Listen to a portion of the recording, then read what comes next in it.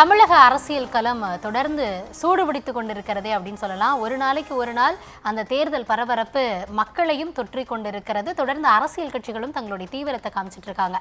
அந்த வகையில் என்டிஏவினுடைய அந்த பொதுக்கூட்டம், அதில் இடம்பெறக்கூடிய கூட்டணி தலைவர்கள் எல்லாம் ஒரே மேடையில் தமிழ்நாடு கடந்த சில ஆண்டுகளாக இவர்கள் எல்லாம் ஒரே மேடையில் தோன்றுவார்களா அப்படின்னு எதிர்பார்ப்பு இருந்த நிலையில் இன்றைக்கு அத்தனை காட்சிகளும் அரங்கேறி இருக்கிறது.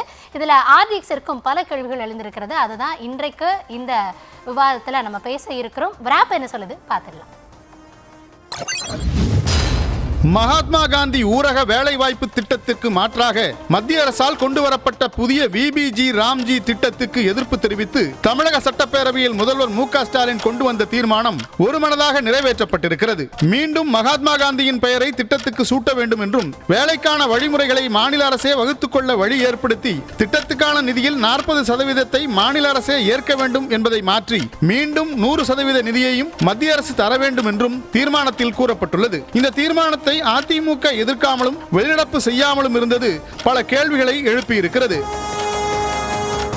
இந்நிலையில் பிரதமர் மோடி தேசிய ஜனநாயக கூட்டணியின் தேர்தல் பிரச்சாரத்தை துவக்கி வைக்க மதுராந்தகம் வந்த நாளன்று தீர்மானம் கொண்டு வரப்பட்டிருப்பதும் முக்கியத்துவம் பெற்றிருக்கிறது. திமுகவை பிரதமர் உள்ளிட்ட பாஜக தலைவர்கள் கடுமையாக எதிர்த்துக் கொண்டிருக்கும் நிலையில் திமுக கொண்டு வந்த தீர்மானத்தை முழுமையாக அதிமுக எதிர்க்காமலும் வெளிநடப்பு செய்யாமலும் இருந்தது ஏன் என்ற புள்ளியில் விவாதிக்கிறது இன்றைய ஆர்டிஎக்ஸ்.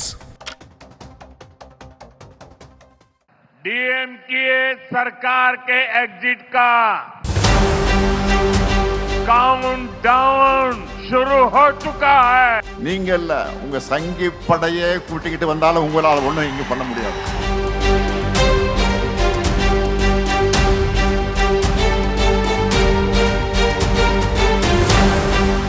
மகாத்மா காந்தி பெயரிலே தொடர வேண்டும் என்றும் ஒருமனதாக வலியுறுத்துகிறது.